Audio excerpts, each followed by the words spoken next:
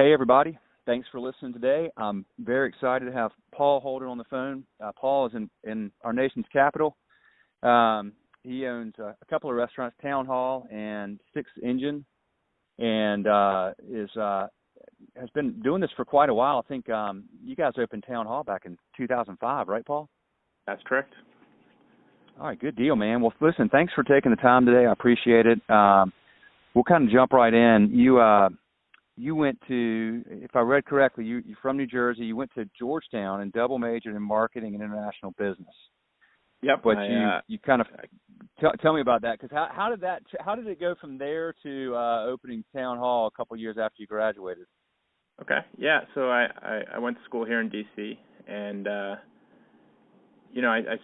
sort of say I fell into the restaurant business a little bit. The one thing that I knew that I didn't want to do was sort of follow the sort of investment banking track that a lot of my classmates did and move up to New York after school. So I was living down here in D.C. and I'd taken the summer off after school, and a teammate of mine started bar backing in a bar in Adams Morgan, and he needed to go on a family vacation for a couple weeks and needed someone to fill in for him. So I just started off as a part-time fill-in bar back at a bar in Adams Morgan, and apparently I was really good at keeping beer cold and restocking ice and whatnot. So they kept me around, and started bartending, started managing the bar. Got to meet a couple people who weren't complete knuckleheads, and we sort of started talking about opening up a bar and a restaurant together. And I was fortunate. I got to skip a couple steps. Got to get into the management and ownership phase a little early, and we got Town Hall open in 2005. And all right. Since then we've grown a little bit. We've opened up some other spots. We're working on a third spot right now. But it wasn't something that I expected. And certainly probably not something my parents expected. But it's been a fun and interesting ride. It's certainly a lifestyle decision. Sometimes you're working when your friends aren't, and vice versa. But it's nice being your own boss. Yeah, man, I gotta ask this, because you're at Georgetown. You got a lot of folks, your buddies, so forth, that are going into investment banking. It's an easy, I always call it the funnel, right? So you wind up at a certain university, and you wind up in a certain major, and you almost kind of get funneled into a career. And so how did you? A lot of people realize that, frankly, Paul. You had a lot of wisdom early, because I think a lot of people realize that 5, 10, 15 years into the wrong track, and they feel kind of stuck. So you were fortunate enough to figure that out early. Tell me about that. Well, I mean, part of it for me was identifying what I knew I didn't want to do, and then, I've got a couple partners here, and certainly we all have our own specific skill sets and things that we add to the business. I personally see myself more in like the operations. I certainly enjoy entertaining, and there's a certain element to that you have to enjoy and you have to embrace in being part of this business. And I grew up in a household that did a lot of entertaining, and like I sort of had that bug a little bit. My grandfather was in the restaurant business. It skipped a generation with my pops, but it was something that I enjoyed and could see myself doing, and I felt that I could bring a sort of operational mindset to it as well. I think one of the things that people sort of lose sight of in this business is that it's a business first and foremost, and because it can, for lack of a better word, people see a Saturday night and hang out at the bar and sometimes just assume that that's all there is to it. But it's a business like any other, and you have to treat it as a business like any other. And I think that I sort of bring that mindset to it. And it just sort of seemed to work for me. It was a good fit for me. It's proven to be a good fit, and there are certainly times along the way when I was like, when I reflect and wow, is this a pivot point for me? Should I go to business school now? Is this something that's just been sort of a passing phase or anything like that? So I had, a couple opportunities along the way to sort of reflect and think if I had made the right choice or what have you. But, at each fork in the road, I reassessed, and this is what I wanted to do. That's awesome, man. Well, you got so 2000. So you've been at it 12 years at Town Hall, and I know. I read on the website. I thought it was interesting. I just noted that you guys. You said, look, we're owner operators, and we believe in that, and we believe in somebody always being around. Tell me about that and why that's so important. Well, I think it's sort of a point of differentiation for us. We are very much a neighborhood restaurant and bar, and I think one of the things that was sort of specifically unique to Town Hall, in the sense of when we opened, is that we were, hands-on owner-operators, and we established relationships with our guests, who aren't just really our guests at this point; they're our friends, and that in and of itself is, I think, a little tough to recreate. And certainly, as we open other places, we want to be presences in all those restaurants. But for us to be here all the time like we were at Town Hall is tough to do. I guess sort of where I'm going with that is, people sort of muse sometimes, well, you should open up more town halls. And I think that would do a disservice to what Town Hall was when it first opened and what it continues to be, in the sense that you can't recreate those relationships and networks with your guests and the sense of belonging and collegiality that we have, sort of that's a two-way street. And I think people, respect the fact that we're here, and they also appreciate, if they're coming back and visiting. Let's say they moved away, but the fact that they can still come back and interact with people here 5-10 years ago. We still have, employees, whether it be front of house or back of house, who were day one employees 12 years ago. And there's a certain sense of comfort for our guests and for our staff as well, that they can have those relationships with one another. So long-term staff and guests kind of feel, they almost feel like a sense of ownership of the place too, since that there is only one. And absolutely. Yeah. And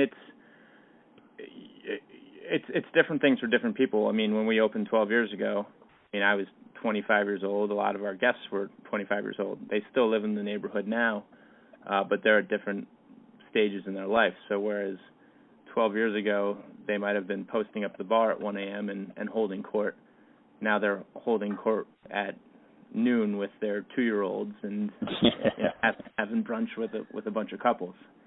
But they still identify with it, and it's still something that they hold dear to them. And that, I think, is fostered by the fact that, they could go to eat and go to drink wherever they want. I think a point of differentiation for them is that they feel a connection to this place, and part of that is founded in the fact that we're here and maintaining that personal connection. That's a special thing to build. I think people are always, especially when you're around somewhere for a long time. I've been in Charlotte my whole life. It saddens me when places that I've loved for so long close down, and you see maybe a chain come in or something like that. People really long for that. But so then, is it better to, in your situation, do you guys decide better to have the one, let it stand alone and have its special identity, and then you do something? Is that what you did? You've got another concept, 6th engine, and then you've got a third you're working on. Is that right? Yeah, I think that there are certain attributes that we'd want to translate to the places that we open and the places that we operate. But I think that they all sort of need to have their own identities. Otherwise, we become like an Applebee's that is just trying to recreate or trying to fake that sort of sense of community and belonging. I think it's a pretty authentic sense of community and a neighborhood vibe here. And if we started to, we want to be neighborhood operators in each neighborhood that we're in.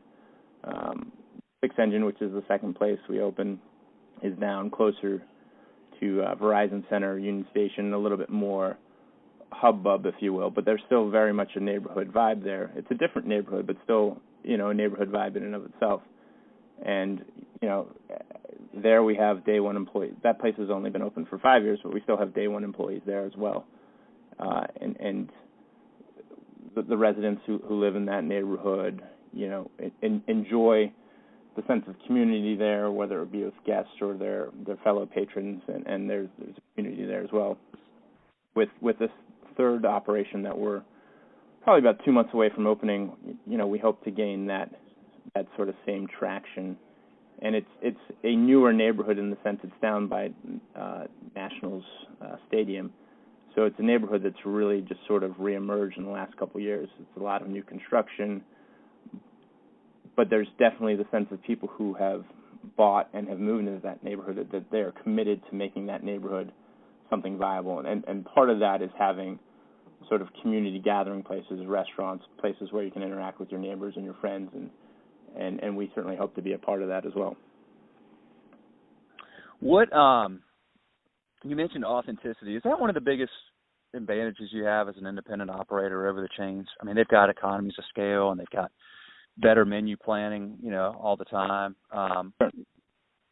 But is that really, you mentioned like the chains that kind of fake it. I mean, people pick up on that, at least I think they do, don't they? Isn't that one of the biggest advantages that why independents, there's just, that's something that a chain can never replicate?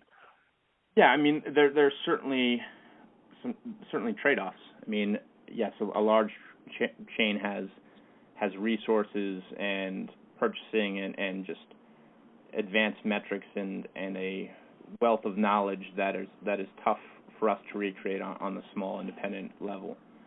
But they certainly don't have the same relationship with their guests.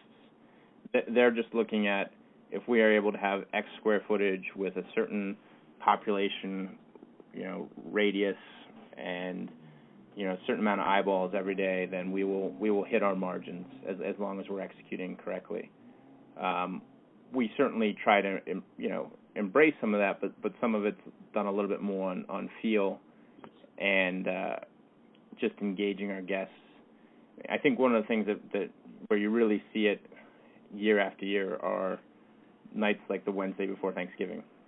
Like we are hands down, without question, the busiest bar in Washington D.C. And part of that is rooted in our relationship with the neighborhood and growing up with our guests. And even though they might not be the 25-year-old that's coming back to visit their family, they might still live in the neighborhood. They still sort of look to that multi-generational gathering spot. Our goal with a place like Town Hall is we don't want to be the hippest, coolest bar in D.C. We want to be one of the most comfortable bars in D.C. There are certain establishments in D.C. that have been around for 70, 80 years. I'd say a place like Martin's, that there are residents in Georgetown who probably started going there when they were in their 20s 50 years ago, and they still will go there for a drink and dinner. Now that they're in their 70s, it's their neighborhood spot, and that's really what we aspire to be and hope to be long term. Well, you're betting on the right stuff, I think, man. I know your website says zero pretense, and I think that's awesome. You see a lot more of that these days, it seems like, where places I feel I don't feel like I'm hip enough to go or whatever. Maybe that works for a little while, but it's a challenge. I mean, while we're first and foremost a neighborhood place, we aren't just competing with places in our neighborhood. We're competing with places across the city. I mean, with the Uberization of travel and the options that abound with a $5 Uber ride across the city, we always have to improve our game, and we have to adapt and think of more creative ways to get people's attention and their eyeballs and affecting their purchasing decisions. We try to not take ourselves too seriously with the marketing and what have you. I mean, everyone in the universe can post a picture of food and say, "Come eat here." So we try to be a little bit more creative and sort of reinforce that emotional connection to the place. We do a lot of stuff where we feature our staff in our Instagram, what have you, and we try to be playful with it, and just sort of every opportunity we have just to sort of, reinforce that sort of that connection that we have. Yeah, you do a good job of that, and it you have a fun picture of a big group of your staff, or your whole staff, I think, on your site at Town Hall, which I thought was really neat. It does differentiate pretty quickly. So talk about how that's changed. I mean, the last 12 years. How mostly is it through word of mouth and social media, or are you focused on getting? I know with Uberization you want to get people in, but a lot of people can get people in, and then if the experience isn't what it was expected, then they're never coming back again. So what's the mix of trying to get them in, and then how much of the emphasis on just plain simple great service and making the experience wonderful? There's definitely two challenges there. One is getting people in the door for the first time, and then is retention. Generally speaking, we think our biggest challenge is getting people in the door the first time, because we're not in it's a pretty small sort of landlocked neighborhood within the city, and it's by no means the most cosmopolitan neighborhood in the city. A lot of the growth and expansion you've seen in the city is more like hot up and coming neighborhoods where they've seen a lot of gentrification.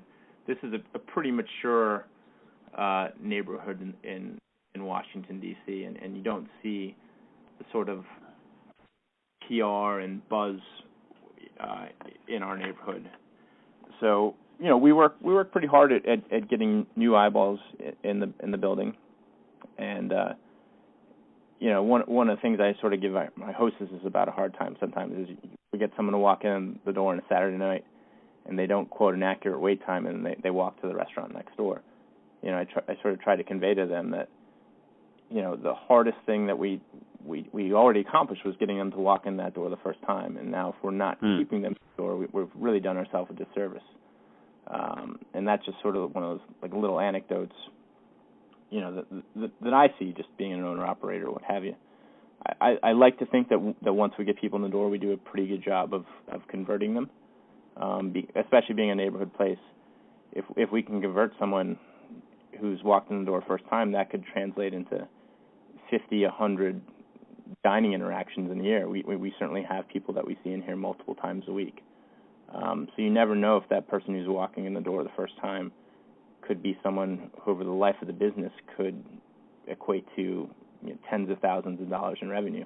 And there's always the opportunity that you get that person in the front door the first time, that you could convert them into such. And we joke around a little bit, but because we do have these relationships with our guests, it's always a little bittersweet when someone hosts their going away party here, because A, we're sad to see them go, but B, we also know that we have to replace that business with someone else who's hopefully moving into the neighborhood.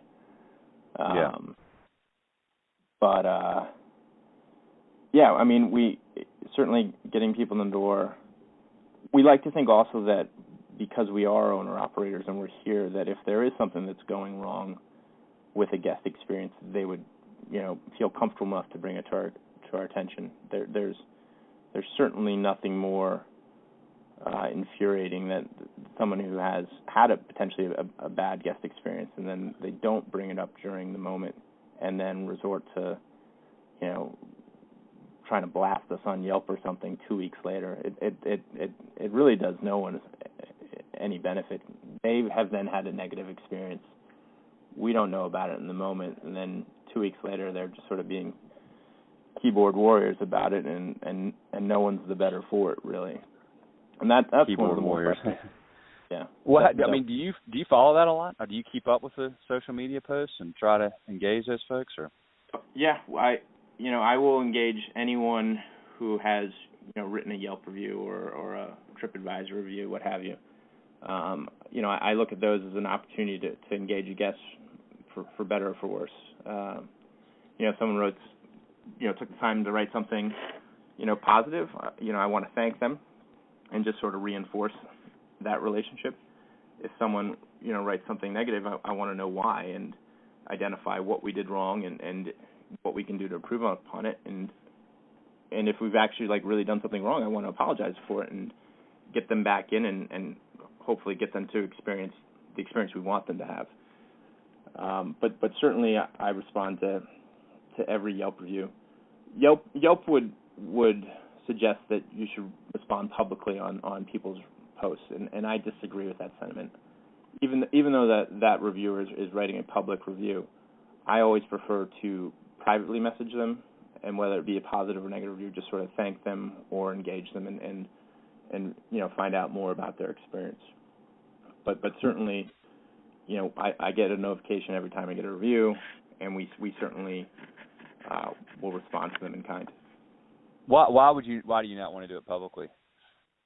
I don't know. I just think it's sort of poor form. I mean, especially if it's even whether it's positive or negative, it feels sort of, I don't know, grandstanding a little bit when it's a negative one, probably more so. I think that especially if there's something legitimate, like let's have an offline conversation. Let's figure out what went wrong. We don't need to have a public forum dialogue about it. Yeah, I hear you. I hear you.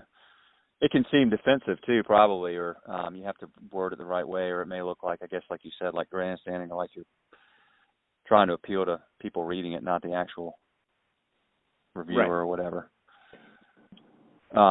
Okay, well, cool. Tell me this: what's been you've been at it for a little while? What's been the most surprising thing about the restaurant business to you that you had not anticipated when you got into it? Well, I'll tell you. I mean, at first we thought we were just getting into the bar business. When I was first bartending in Adams Morgan, we thought about opening Town Hall. We really didn't have a great plan in place. We knew that we had a network of peers, and we knew that we could open a bar up in this neighborhood, but I don't think that we were prepared for the level of restaurant that we were going to need to open and operate. And that's sort of a model that evolved through the opening process of this place 12 years ago. And I think it's really borne itself out as we've seen the restaurant market evolve in D.C. over the last decade or so, is that you can't just be a bar that has some food as an afterthought. That really having and not necessarily a chef-driven concept, but a restaurant where the food is the primary focus. The other stuff will sort of backfill in behind it. There are so many dining options, whether it be dining out or just at this point even getting stuff delivered to your house, that you really can't phone it in on the restaurant side of things. And the element of the restaurant that I probably spend the most time thinking about is what are we doing with the menu, what are we doing with the food side, because that I think translates to just getting people in the door more and then keeping them for the bar component, which we certainly make our money on the bar, but the bar can't exist without the restaurant sort of putting butts in seats. And with what we've been doing with these subsequent concepts is really first figuring out the restaurant component and putting the chefs and their teams in place first and giving them the time and resources to develop the menu. And that, I think, is first and foremost the primary concern, which is tough for me because I'm not a food guy. Like, that is not my background. So it really does depend on getting the right people in place who's that's their core competency. Well, speaking of the right people, man, you've got a lot of people that have been with you for a long time. So congrats. And how do you do that? I mean, we're very fortunate. I guess I can't be as big a jerk as sometimes I think I am, but we're very fortunate. We've got a great depth of management at all the restaurants, and with our third place, the Salt Line, coming online, we are able to open with a management team that has all worked for us in some capacity for an extended period of time. but my management team at Town Hall have all worked for us for at least, each individually has worked for us for at least 5 years. At Six Engine, we have that sort of same depth of management and Salt Line. They'll all be experienced people within the company. So yeah, we try to offer a pretty stable environment. We certainly do things our own way, and you know, there's probably some things that we do here that wouldn't be done in other restaurant groups. But you know, it works for us, and it works for the team that we have on board. And you know, it's a very collegial staff across the board. And you know, I sort of joke sometimes that if we think an employee's not working out, it's not a matter of whether or not I've assessed that they're not going to cut it or not. The rest of the team will vote them off the island because you know, everyone relies on each other. The cook in the kitchen relies on the server in the front of the house to do a good job and to ensure that guest experience, so that person will come back, and then there will be revenue to pay the chef's or the cook's salary. The server relies on the cook to put out a good plate of food, so that guest will have a positive meal and then come back and tip them. It's a really big, you know, symbiotic relationship with it, and because they've all worked together for so long, they get it, and they sort of work for each other more than they work for me.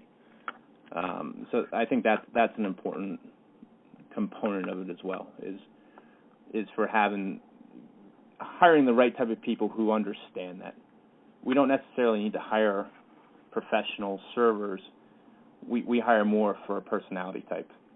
And if people can get that and all sort of pull in the same direction, that is really what's first and foremost important for us. And and we've been fortunate enough to get those people here. Are more people making it a career now, Paul? I mean, it used to always be kind of like what you did. You know, you worked in a restaurant while, you know, when you're young, or before college or after college, before your real job or whatever. Are more people making it a career now, or? Certainly hiring is a challenge, and I would still say that there is a dearth of talent across the board. You've seen a lot of restaurant growth in D.C. because it's a good economic engine for the city, and there was a lot of room for growth, but the labor pool hasn't caught up. And I wouldn't say that's unique to D.C. I think you see that in most metropolitan markets where staffing is a challenge.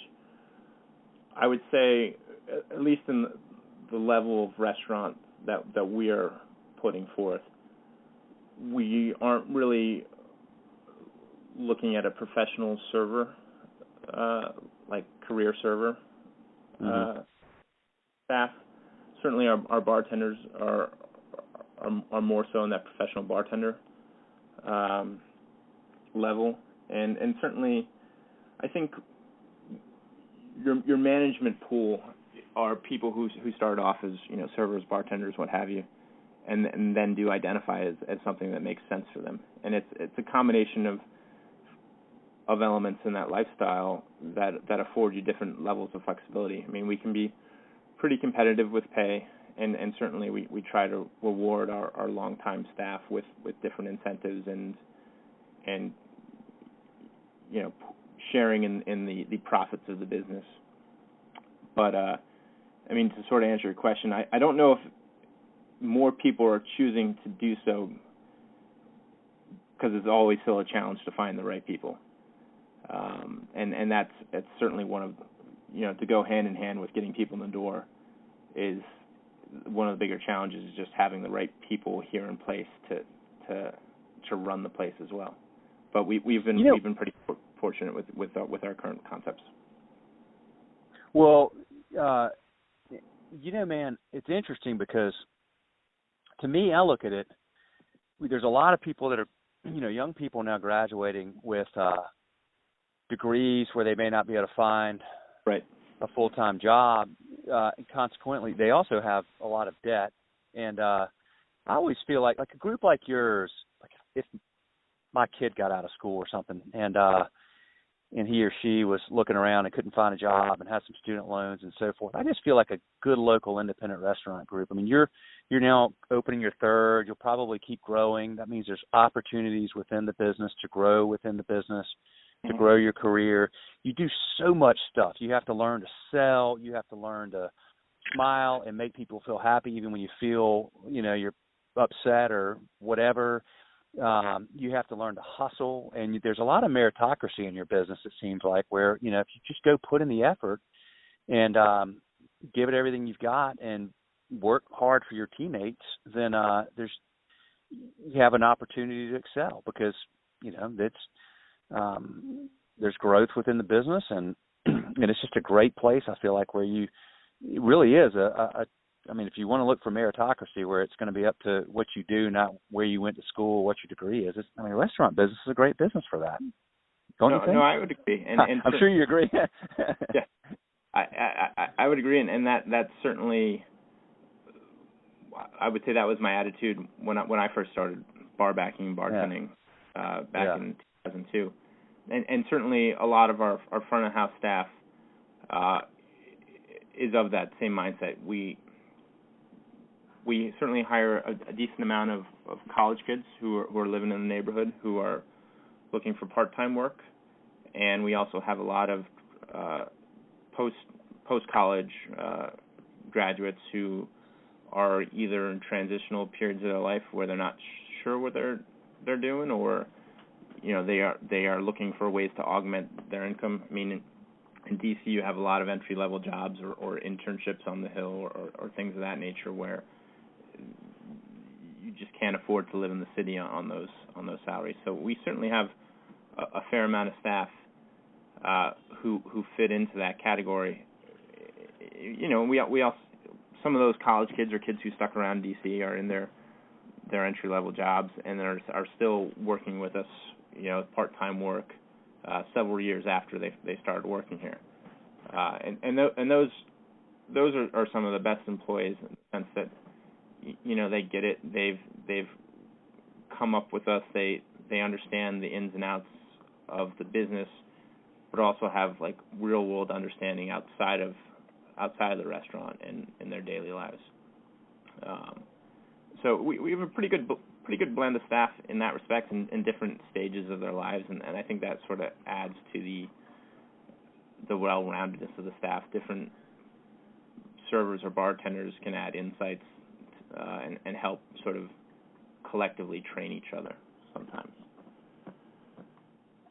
Good but stuff, yeah, man. It's certainly a good opportunity for someone who wants to hustle to make money. You get out of it what you put into it. And I mean, tomorrow we might have a snow day. If we have the snow day that we're supposed to have tomorrow, that's a good opportunity for people to really hustle and make some money. Well, one more question, and I'm going to let you roll because I know you're busy, and I don't want to take too much of your time. But I always am just curious, what would you or what do you tell people that come to you that say, hey, man, I admire what you've done. I'd love to get into business myself. I'd love to have my own place one day. What general advice do you give people that are in that position? It sort of goes back to treating it like a business first and foremost, and not getting caught up in the allure of it. You see shows like Top Chef and what have you, and the romance of it, what have you. I sort of muse sometimes that I really like money. Doesn't mean I should be a banker. I think you get some people who I like restaurants and cooking and all that stuff, so I want to open a restaurant.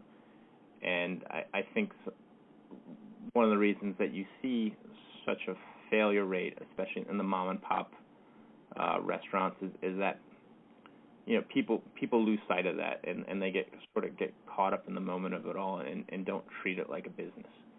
So that's really the advice I give to people, and obviously being well capitalized is important too, because you never know what's going to go wrong, especially for most independent first-time operators.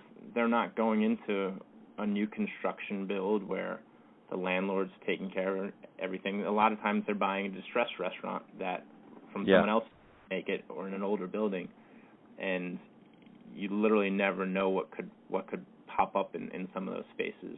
And we've done it both ways. When we first opened Town Hall in our first site 12 years ago, we took over a distressed restaurant. We probably overpaid for it, and if we weren't in a good spot, there were certainly times when it could have gone south. And if you don't have the resources in place and you don't have the right fundamentals in place, there's a lot of things that can go wrong. And so I just sort of tell people to think about those things and to make sure that that's what they want to do, and to be prepared for that change in lifestyle. It is definitely a lifestyle decision, and it's not for everyone. And you can't open up a place, small restaurant like that, and not be present. You have to be there. You have to make sure that things are running smoothly, and you have to be your presence, because otherwise it can just spiral out of control real quickly, and then all of a sudden you're 60, 90 days behind on everything, and you just you're never going to get above water again. Well, it's fantastic advice, man. And I know anybody listening, heed that advice, because it is true, and I hear that a lot from folks like you, Paul. So, hey, man, thank you for the time. I really appreciate it, and we're stoked to serve y'all. And I just, I admire what you've done. So my hat's off to you. And if you ever need anything, let me know. Much appreciated. All right, man. Have a good one. All right, take care. All right, see you. Bye.